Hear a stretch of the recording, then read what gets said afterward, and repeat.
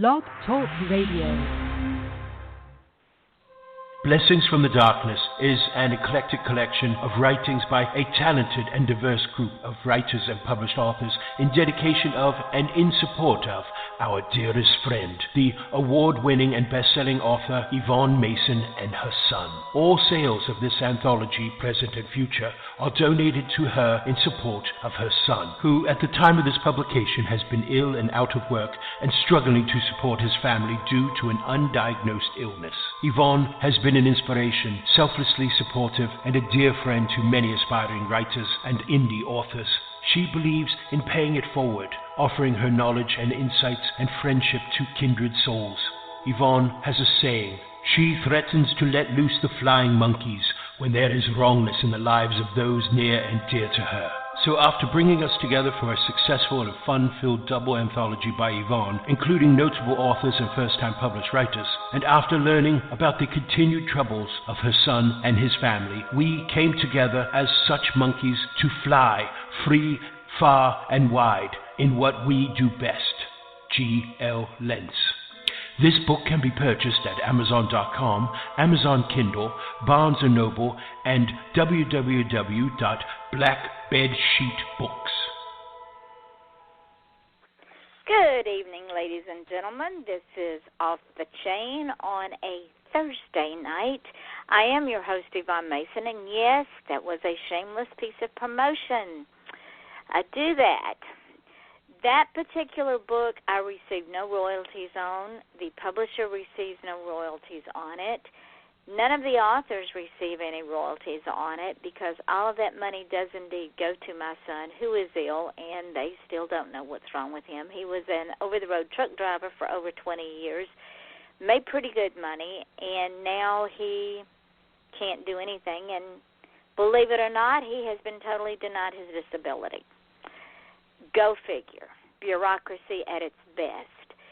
So, any of you out there that love short stories and some horror, buy Blessings from the Darkness, because trust me, it does go directly to my son, and I thank you in advance because you are all blessings. Tonight, we have another blessing. We have a young man who is an author who released a book back in December, and when I read the synopsis of the book, which I'm not going to tell you the title of yet because you got to stay for the whole show. I'm kind of like that. And then I read his story. I had to have him on the show because if anyone understands children who are ripped apart from families, children who really are abused and for whatever reason in that abuse have to leave their families and dumped on strangers, this man does. And I am very honored and I'm very humbled to have him on my show because this man gets it. It is author Robert Eggleton, and I'm just going to read you what I put up on the show when I said it. And I want y'all to listen, and I want you to take it to heart. Now, it's not to say we're not going to go off the chain and have fun, because we are.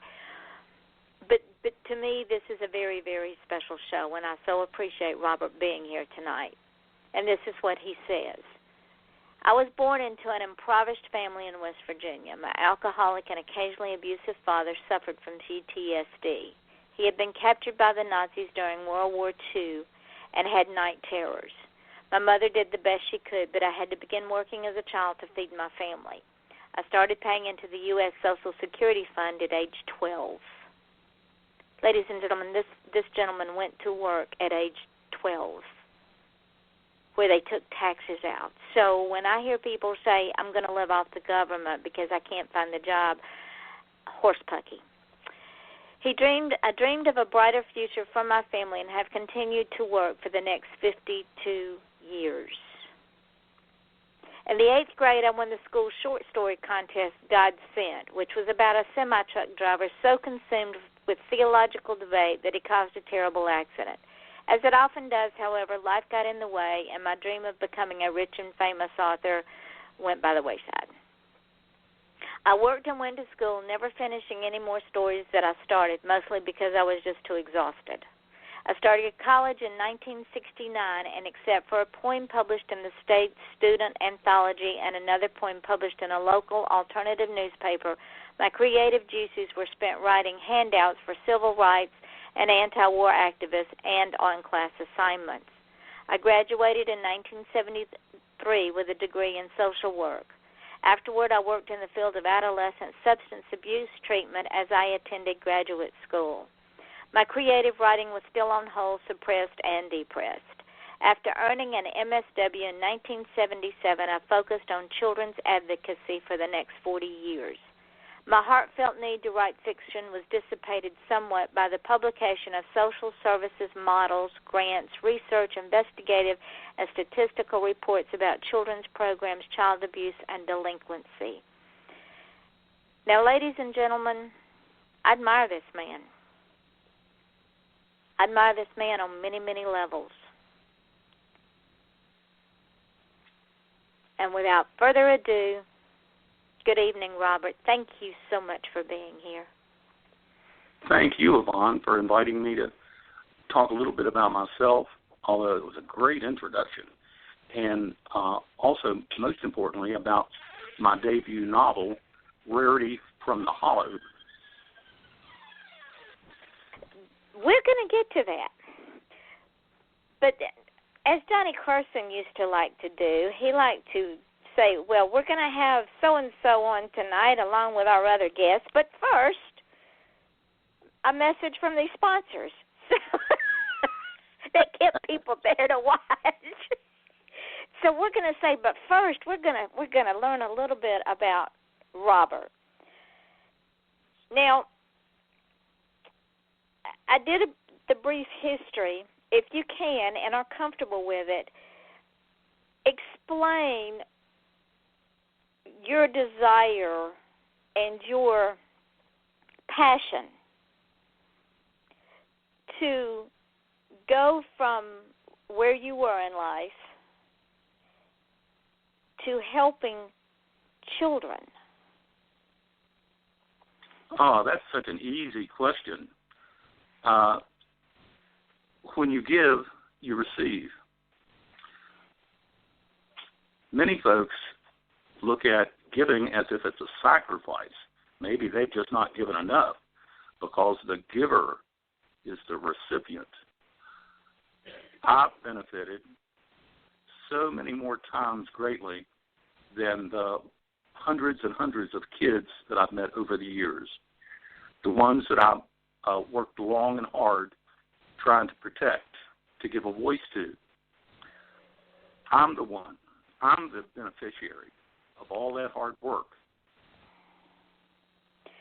Would it be fair to say that because of the environment that you grew up in, and it wasn't right or wrong, it just was, your father couldn't help, because you got to remember, during that time period when the men came back from World War II, we didn't know about PTSD.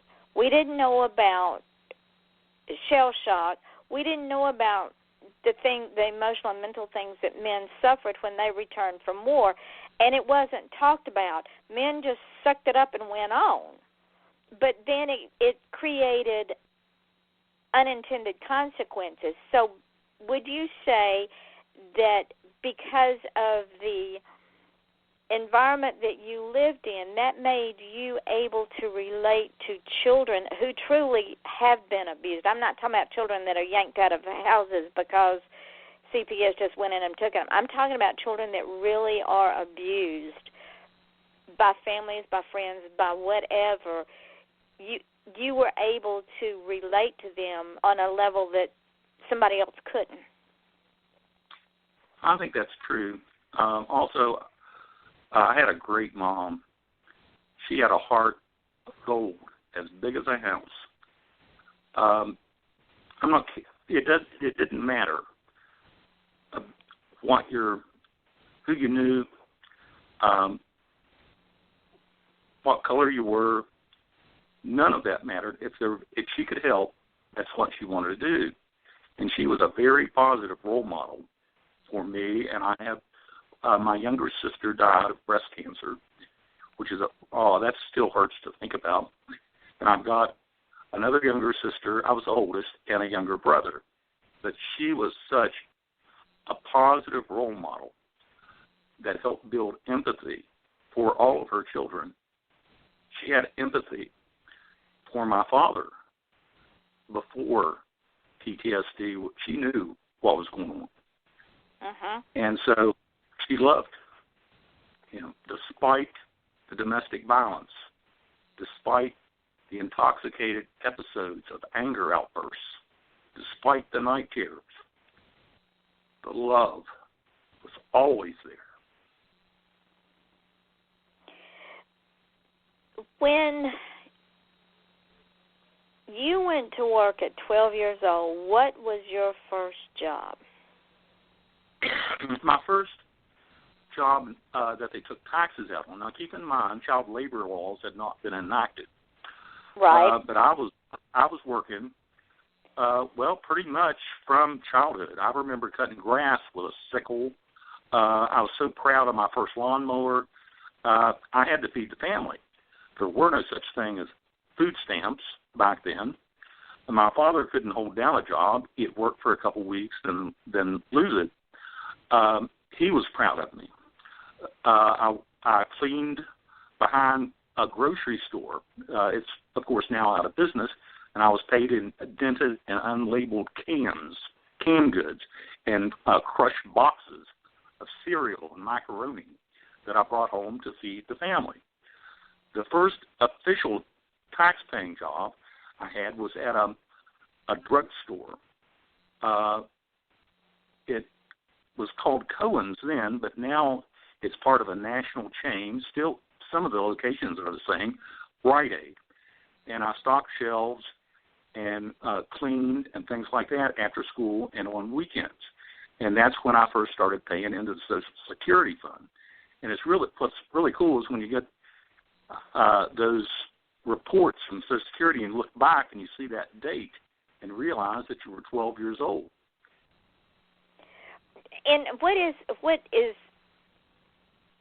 so honorable about that is, sadly, we seem to have generations of children and some adults who walk around with their hand out and say, I'm entitled. Never one time did you, and you live in a state that's pretty depressed for the most part. Would you not agree with that?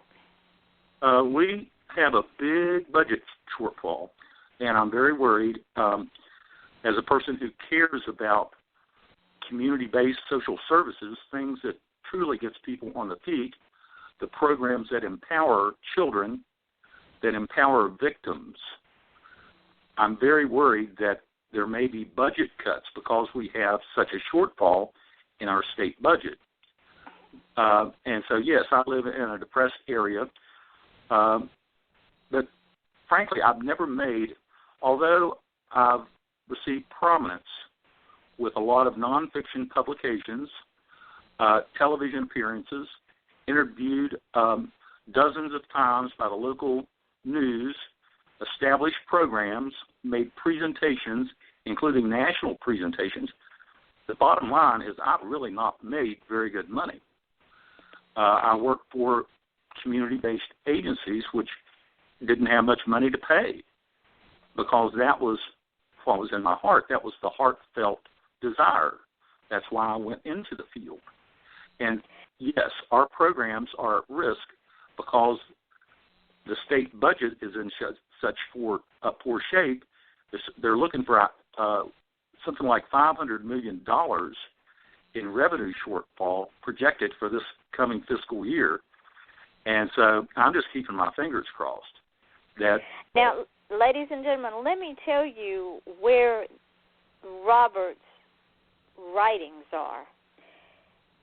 His reports, now he wrote reports for models, for, let me get here now. Models for serving kids into the community instead of sending them off to big institutions, research on foster care drift, that is, kids bouncing from one home to the next and never finding permanency, statistical reports on child abuse and delinquency.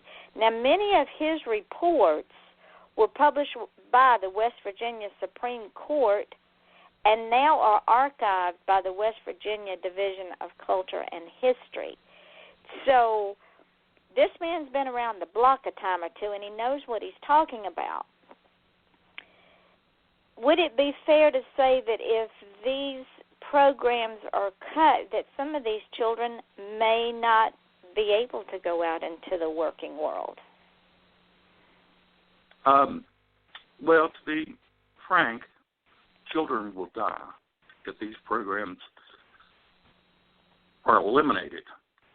One of the reports that I'm credited with being the primary author of was West Virginia's first child fatality maltreatment death report. I looked at the case of a young man in which the courts, the social workers, everybody involved with the case presumed they knew the intent of the law, and the kid was murdered after being returned to a supposed father that he had never met. Jesus Christ. He was dead in 2 weeks after having been given to that man. Both the biological mother and the biological father are hopefully still in prison. When they came to get the kid from the welfare department, they had 8 trash bags full of clothes tied on top of the car and 6 or 8 kids in the back seat, filthy, and the social workers let them take that kid. Now that makes no sense. Well, and the sad part is, Robert,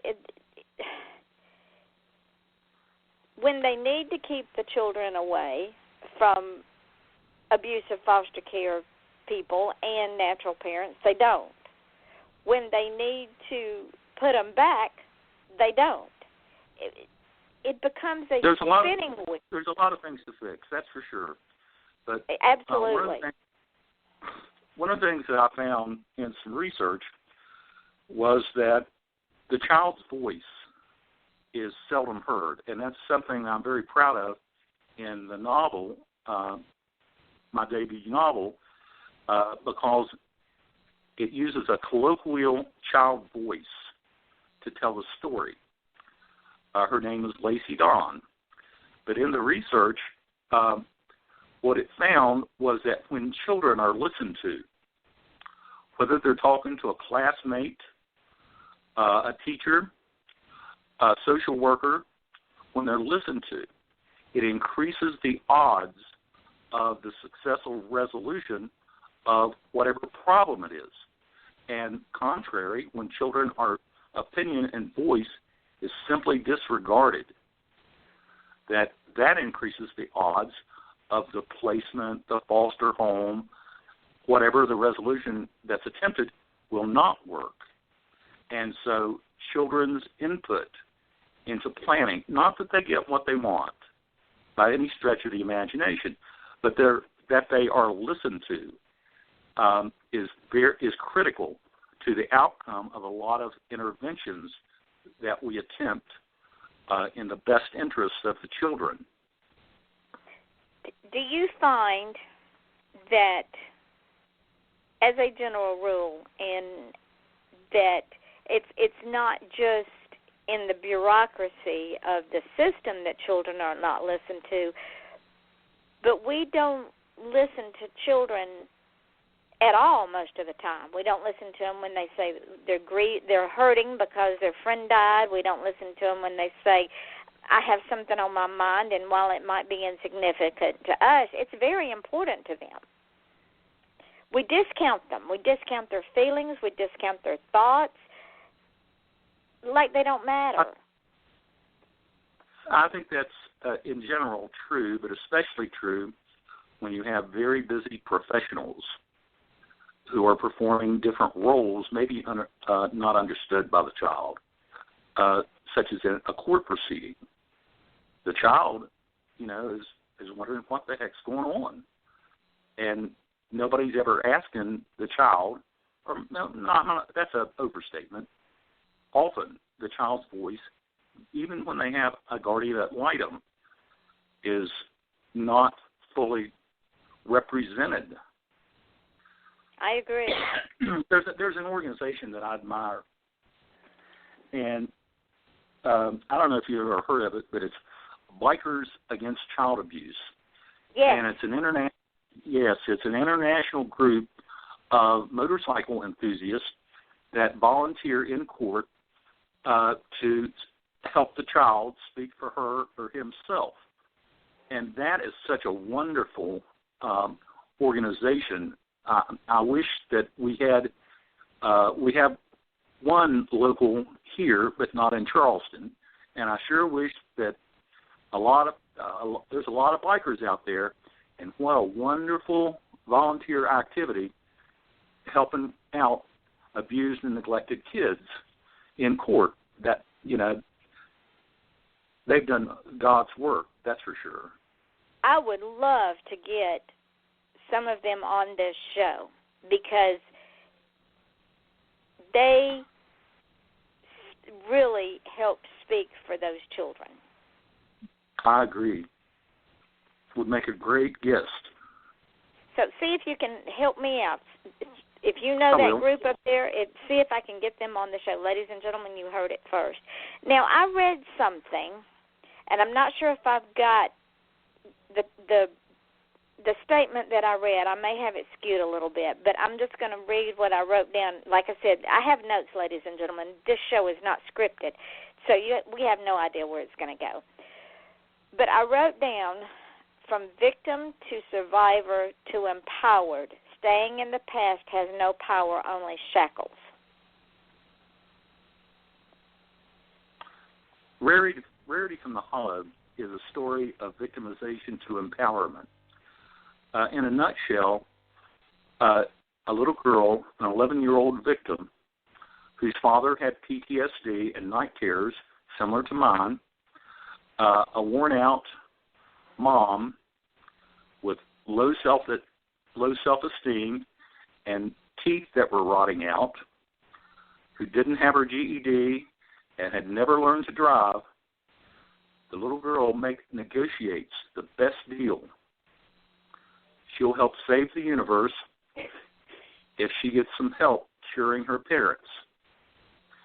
I think the message is that in many cases, abused and neglected kids, while they'll never forgive or forget what's been done to them, they still love their parents on some level.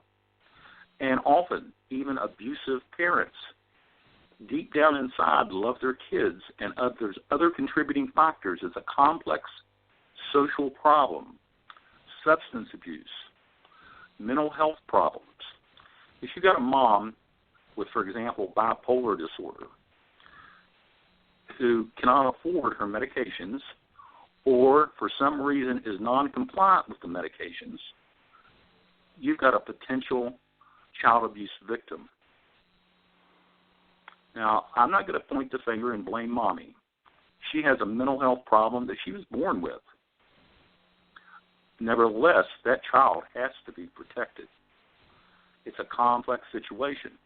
The children know all too well that Mommy's got a problem. A lot of us, we just get mad and want to lock Mommy up. Well, maybe she does need to be locked up. Certainly people need to pay the consequences for their behaviors. But that child still, they won't forgive the mom for whatever she's done. Then you've got the other issues like substance abuse or alcoholism, which dramatically affected my father and my family. You were talking about shell shock. My dad became an alcoholic during World War II. Before, he was a college football player, popular, handsome. He was a prisoner of war. He had been stabbed. They gave him alcohol to basically to shut him up because he was screaming. And he came back from World War II an alcoholic. He treated his post-traumatic stress disorder with alcoholism. There are so many otherwise good parents out there that have fallen and do terrible things because of serious substance abuse problems. There's a lot of correlates to child abuse. Poverty is a correlate. It's certainly no excuse. There is no excuse ever for harming a defenseless child. But there are correlates. And the stress of paying the bills, sometimes working 2 or 3 jobs, trying to make ends meet, that can be a correlate to losing it and doing something that you regret for the rest of your life. So many of these my novel is filled with social commentary. It also has political allegory in it. Now, there is no political advocacy. There's no positions taken on issues. I don't believe that I should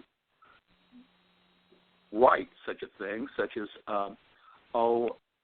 Animal Farm, which it's been compared to, especially with its most recent book review. That was on, let me see what that was. That was on January the 6th. A book reviewer who had worked, she is an engineer, she worked for NASA for 21 years. And the closing lines of her review of my novel was, brilliant satires such as this are genius works of literature in the same class as Orwell's Animal Farm. I can picture American lit professors sometime in the distant future placing this masterpiece on their reading lists. Now, one difference between what I write and what Orwell wrote is I don't preach. I'm not going to advocate for a position. One person may read it and find one thing, and the next reader may find something totally opposite. I don't like to read preachy material, and I certainly don't want to write it. So that's one very big difference. But there's a lot of social commentary that we've talked about, including bipolar disorder, extreme capitalism. There's a little bit of touches a little bit on religious, local, economic development, and of course poverty and domestic violence, like we talked about, and veterans returning home from, especially the Gulf War. I'm hopeful that if veterans read this novel and they are symptomatic for post-traumatic stress disorder, that'll encourage them to seek help, because we know a lot more about it than we did when my dad suffered from it. And it is treatable if people will pursue the treatment. I mean, there's a time to be tough. There's a time to be practical and solve problems. And burying one's head in the sand and saying there's nothing wrong does not solve that problem. It only exacerbates it. And yes, you're right. We have come a long way since World War II. I agree with you. But we've even come a long way since Vietnam. We're finally addressing those things that returning veterans have had to deal with for centuries, and they never could express it before, because we've moved away from and I don't use this term disparagingly, but it's the closest thing I can think of macho man soldier coming home and saying, I'm okay, I survived. Well, no, you're not. And there's nothing wrong with acknowledging the fact that you need help to be made whole again. I agree. And the first step, of course, is acknowledging that there's a problem. And so hopefully, as I said, I'm hopeful that abusive parents that might read. Now, advanced reader copy of this novel circulated for quite a while. And it received quite a few reviews. Not everybody praised it as highly as the last review. Some people didn't understand it. The political allegory was not nearly as obvious until Donald Trump became a household name. And like I said, there's no advocacy in this, and it certainly is not putting down Donald Trump or putting down the counterpart. Donald Trump is called Mr. Rump in the novel, Mr. Prump in the novel, and the counterpart is Mr. Rump, and that's based loosely on Bernie Sanders, who ran for the primary as the Democratic Socialist. Bernie Sanders. Now, again, there's nothing. It doesn't take sides. It doesn't. There's nothing political except for the allegory that's in the novel. But in any case, the novel had circulated for quite a while. It received 2 gold medal awards by major review organizations. One was from Awesome Indies. I don't know if you've heard of that organization, but it's quite a feather in the cap to get a gold medal from them. What they found was what they described the novel as is a hillbilly version of Hitchhiker's Guide to the Galaxy. Only instead of the Earth being destroyed to make way for a hyperspace bypass, Lacey Dawn must. The author has managed to do what I would thought impossible, taken serious subjects like poverty, ignorance, abuse, and written about them with tongue-in-cheek humor without trivially, you know what I'm saying. Eggleton sucks you in the dollar, dunks you in the creek, rolls you in the mud, and splays you in the sun to dry off. Tucked between the folds of humor are some profound observations on human nature and modern society that you have to read to appreciate. It's a funny book that most sci-fi fans will thoroughly enjoy. The early tragedy, and this is so true when I was working with actual child abuse victims. I retired a little over a year ago. I was a children's psychotherapist. It was an intensive day program for children that fall into the category of severely emotionally disturbed kids. Instead of going to school, the kids came in the daytime to the mental health program. Part of my job was to facilitate group therapy sessions for those kids. And that's where I met my protagonist, Lacey Dawn, in one of those group therapy sessions. The story is of tragedy, victimization to empowerment. The early tragedy leads to comedy and satire. Now, that's the perfect closure of an actual child abuse case, where the kid can say and the parent can say, the past is the past. The kid says, I'll never forgive you, but I'll always love you. And they go on to have a decent relationship with each other. This idea of good guy, bad guy, evil versus good, and you reduce it all to some simplistic concept just isn't real. As I said before, oftentimes the parents deep down inside regret what they've done. Now, not always. There are some pretty crazy people I've met. Yeah, I'm glad that the real life Lacey Dawn's dad is still in prison, where he belongs. Well, what jump-started you to put this beautifully written book? I have not read it yet, but it is on my list. To put this beautifully written work on paper, was there something that happened in your life that you said, okay, I'm doing this now, or did you just one day decide I'm not getting any younger and writing is my passion? What made you finally get this book in print? Well, I'm sure not getting any younger. I started working for the nobody is. I started working for the Mental Health Center in 2002. All my other jobs before then, for 35 years or so, or thereabouts, in children's services, had involved writing of some type, whether they were investigative reports or service models or policy. A large part of my job, I was in the field when a lot of stuff was new and changing. I founded programs. I established West Virginia's emergency shelters for kids, and that's where half of the author proceeds are being donated to child abuse prevention programs operated by Children's Home Society.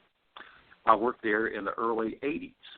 In any case, once I took the job, and I am licensed, my license is still active, although it's going to expire, and I probably won't renew it.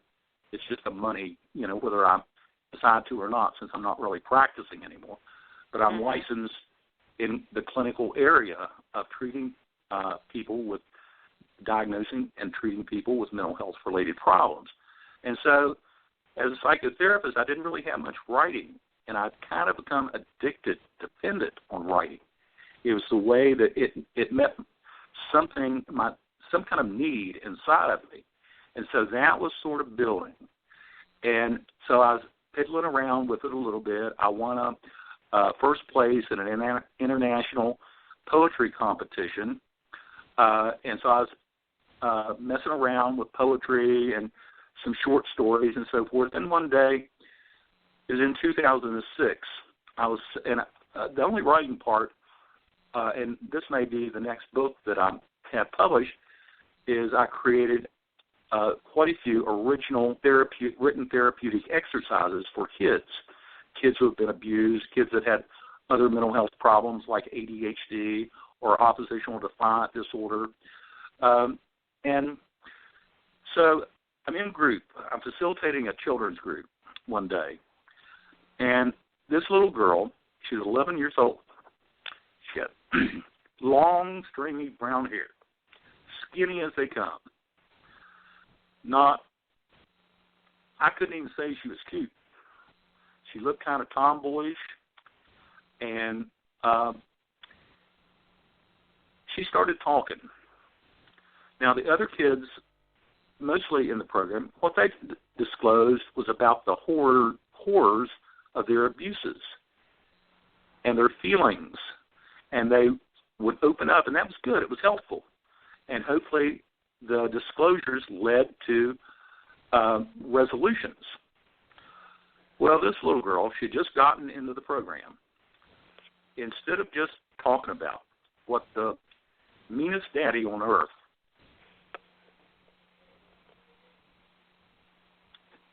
she started talking about her hopes and her dreams for the future. She wanted a permanent family, somebody that would love her and protect her. Well, she's my inspiration. She got me thinking again about my hope and dream after winning the 8th grade short story contest. And I started writing. She became my protagonist. She is the Lacey Dawn of the Lacey Dawn Adventures Project, the hopes and dreams for the future. Now, it would be fair to say, Robert, would it not, that this is a case of, and the people that have listened to my show know probably where I'm going with this. This is a case of learning something from a child and paying attention when that child talked.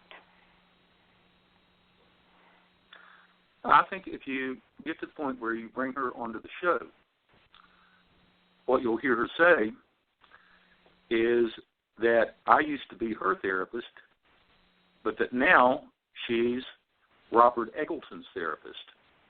Yes. It's so critical to listen and for the speaker to recognize that you hear them, really hear them. But the bottom line is that this little girl inspired me and gave me a vision for the creation of the story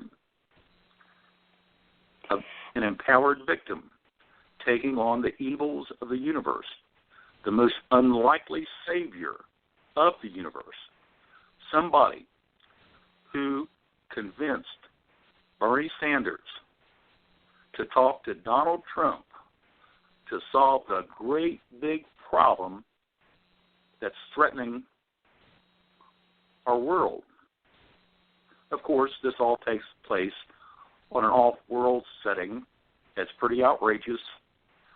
The off-world setting is an abbreviated form of shop until you drop. It exemplifies extreme capitalism. It's a huge shopping mall and the center of economic governance for the universe. And so a lot of action takes place in this wild, crazy adventure. One of the early reviews of the novel was by the Missouri Review, which is, of course, a very prominent book review organization. Now, this was of a draft of the novel, but the reviewer, Evelyn Summers, found that the novel went from gritty realism, because that's the early scenes, to wild sci-fi fantasy, and then she commented it was quite a ride. So that was one of the first early positive reviews of the novel. She got it. She understood it. So would it be safe to say that also in this book, and I'm going to read a direct quote, that it is silly to live in the past, that demons, no matter how scary, can be evicted, and that nothing controls our lives more so than the decisions we make ourselves, end quote. I couldn't have said it better myself. Well, that is your quote. I'm assuming that this is what happens in the book, that she understands that our past does not define us. Yes, it's a defining moment in our lives, but we cannot allow it to define us, because we are empowered ourselves to make our own decisions, just like your little girl in front of you when she said, these are my hopes and dreams. I'm not going to live back there where all that bad stuff happened. I'm not there anymore.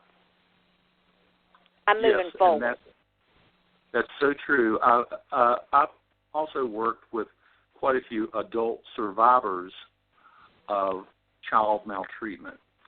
And one of the pitfalls that has blocked them moving forward is reliving the past over and over again. And there's the Lord, or the Serenity Prayer is a good example and applies to a lot of therapeutic relationships. God grant me the serenity to accept the things I cannot change, and that is so true. But but living in the past is one of the primary blocks to. And if the person can just accept and move forward, anybody can have a brighter future. And so I'm hopeful that people, and I was going to say before, but I kind of spaced out, people who have reviewers, this novel in one form or another, and the final edition was just released, as you told your listeners, but in other forms it's been reviewed, and at least a dozen book reviewers have privately disclosed to me that they were survivors of child maltreatment themselves. And I was concerned, of course. I didn't want anybody to read my book that could be triggered and then experience discomfort because of personal experiences. None of the reviewers reported anything like that to me, aptly so. There are some people who decided not to read it because of past experiences. I'm glad they decided not to. The early scenes are harsh. And so your listeners need to know that the early tragedy leads to comedy and satire. And if the third scene is the worst as far as, really, challenges comfort zones. It was, now there's no blood and gore or no vampires, werewolves, there's no sex scenes or anything like that. But the third scene is very powerful. It's one of domestic violence when Lacey Dawn's dad essentially beats up her mom, but all she's really injured, she gets a bloody lip. It's not like she gets switched. That's the harshness. That's the harshest aspect of this. You know what switching is? Oh, yes. Okay. One reviewer didn't know, wrote a book review, and then later said he thought that he just assumed it was something like a sport or soccer or something. I didn't say okay.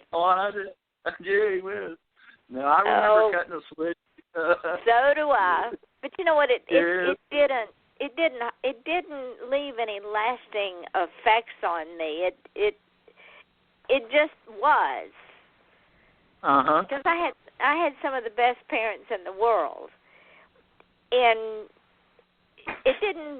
it hurt for a minute, hurt my feelings more than anything, but it wasn't abuse. I agree, and that was one of the complicated issues with Dwayne. Dwayne believes spare the rod and spoil the child.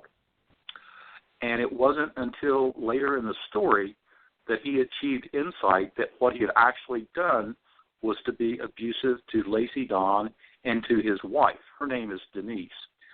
But all the time he thought that he had the right as a husband, that he had the right as a father to exert discipline. And so a lot of it depends on the cultures, how you define child abuse, in my opinion. Well, not just my opinion, but based on a lot of different studies, depends on culture, religion, and sociological factors. Now, I certainly did not feel that any discipline my mother ever gave me, which wasn't much. I was the breadwinner for one thing. All I did was work. But I got switched a couple of times, and I certainly never believed that was abusive at all. A lot of it depends on the application, in my opinion. And I the child's agree. Yeah. And so, again, this story, my novel, does not take a position on anything. It doesn't say that spanking a child, for example, is child abuse. I would never dare say that, because who am I so presumptuous to say that corporal punishment is always wrong in every case? It's certainly not. Now, there is a lot of corporal punishment that can be abusive and done misguided. But on the other hand, there's a lot of it that's done with love and concern. And children know the difference. They can sense the difference. And irregardless of what this generation of parents believes, or even the generation before that, children as well as adults, and discipline is a broad word, but we all need discipline. Even God disciplines us. We discipline ourselves. Mm-hmm. I agree. So for someone to say, well, discipline is a bad word, no, it isn't. It's a matter of learning self-control. It's a matter of getting on to one's child or an adult or even oneself. I discipline myself all the time when I screw up. You dummy, what'd you do that for? So when someone says, well, discipline is wrong, no, it isn't, because even God disciplines us. We all need to be disciplined. I think one of the things that helped Dwayne achieve insight is he left scars.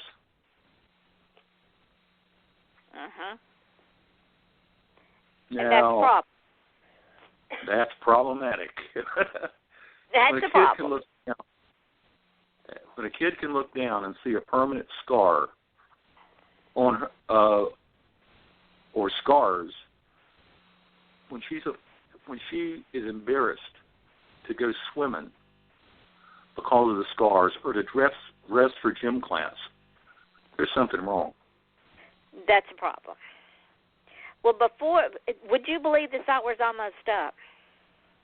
Oh, no. I told you it does, but now you have to come back. So I want to bring you back in either June or July. You pick the month, and then I'll send you the date. It's your choice. Just let me know. I'll make myself available. And I want it, by then I want you to tell me, yes, Lacey Dawn's ready to come out, because they got to read this. Lacey Dawn came in. It was released on December the 5th. It's available. Amazon's the most popular place, and so if you remember the title, Rarity, Rarity, From the Hollow. It's received 2 gold medals.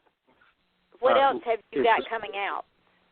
Well, I've got the next novel is Ivy, and I'm kind of holding up a little bit. It's about ready.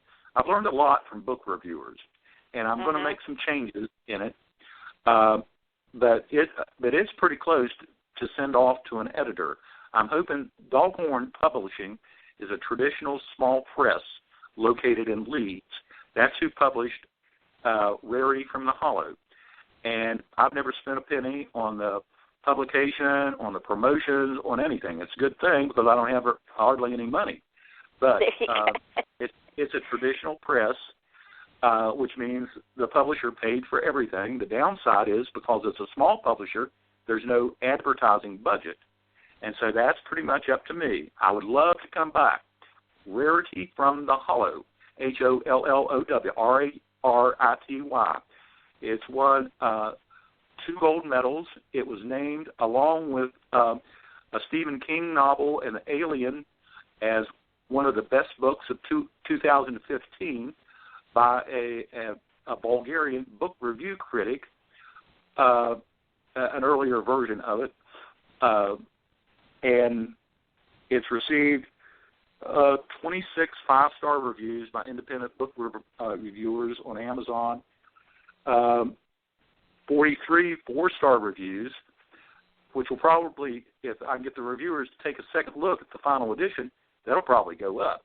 Now, not everybody liked it. What I need for you to, before we run out of time, and I apologize for cutting you short, but we're literally going to run out of time. I need for you to tell folks where you can be found. Well, Lacey Dawn Adventures is on Facebook. Robert, let's see.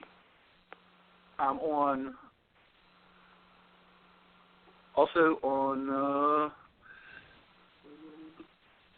Twitter. On Twitter, I'm Robert. You spell my name, Robert. My last name is spelled Eggleton.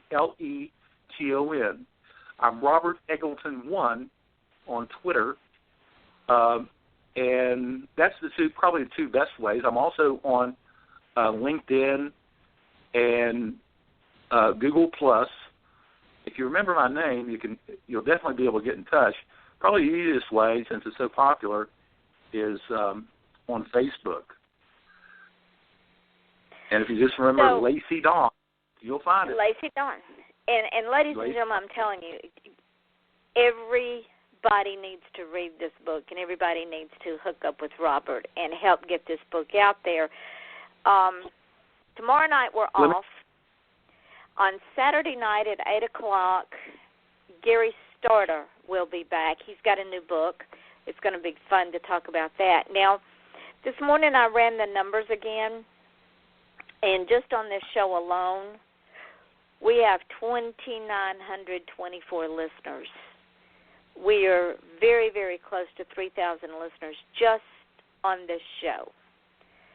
So if you have a passion, a business, a book, music, art, or you want to talk politics, I'll talk politics with you. If you got a platform, I'll talk the platform with you. That's what this show is about. That's why we call it Off the Chain. I love my authors because I get such a diverse group of authors that come and share their life and share their works and share things with me. Overall, we are a little more than 2,000, having 10,000 listeners between this show and all the podcasts. We are on iTunes. We are on YouTube. We are on Stitcher, FM.com, TuneIn Radio, SoundCloud, Spreaker, Mixcloud, and Podcast.com. So if you don't find the show on Blog Talk Radio Off the Chain, look on one of those. We are heard all over the world, ladies, even little countries I never even heard of. So if you've got a passion, if you've got a platform, if you've got a business, if you've got a book, music, artwork, or you just want to chat for an hour, come on this show, because I'm going to tell you, you will get a following. And, Robert, I'm going to bring you back either June or July. I'll have to get back in my office and see where we are, and I'll send you some notes, and maybe by then Ivy will be pretty much ready to be out. I hope so. I want to make sure that Rarity gets a good, I achieve enough name recognition with it, and so it's a matter of strategy. Everybody's got their own way of trying when people don't know you, and so I am so appreciative. Thank you so much, Yvonne. Well, thank you. I appreciate you spending an hour with me. It's sure gone fast. It did. I told you it would. And will you hook up with your biker friends up there and see if they'll come on the show, and if they've got a Facebook page, get them to hook up with me, because I would really like to talk to these guys and get them out there, so that I've seen these guys in action, and they do a great work. Sounds great. And when you come back, we'll talk about Rarity from the Hollow again, and hopefully Ivy will be ready. And Robert, you are such a blessing. You are so amazing.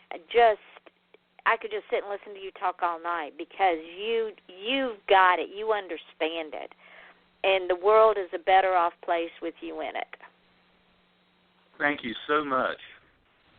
Well, thank you. And ladies and gentlemen, normally I ask my guests what they would say for dreamers, but I'm going to do that because we're down to like 1 minute. If you've got a dream, you're never too old, you're never too young, and it's never too late unless you're on your death, drawing your last breath, and someone says, what regrets do you have? Do not be that person.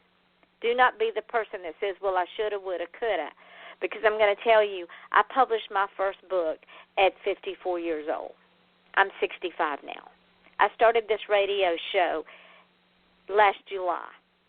It's not even a year old. We're already over the top. It's never too late. I have wonderful people like Robert on my. You have a dream. You live that dream. You own it. No matter what the dream is, you own that dream, and you make it real, because you will touch someone else in ways that you never knew. Is that correct, Robert? Absolutely correct. Yvonne, you're a great person. Well, thank you, my friend. You're an absolutely amazing human being. I can't wait to get you back on here. So, ladies and gentlemen, we're running out of time, so I will, and Robert, don't hang up yet. So I'm going to say this. Love each other, love yourself, like yourself. Live today. That's all you got. And Saturday night, we'll see you at 8 o'clock. Until then,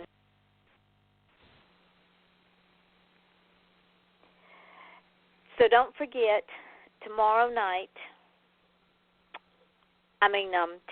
when I get done, I will upload this show for you. I'll upload the link and tag you in it. And then I will tag you in the podcast, and we're just going to see this thing take off. I have no doubt it's going to take off. I hope so. Thank you so much. Oh, honey, thank you.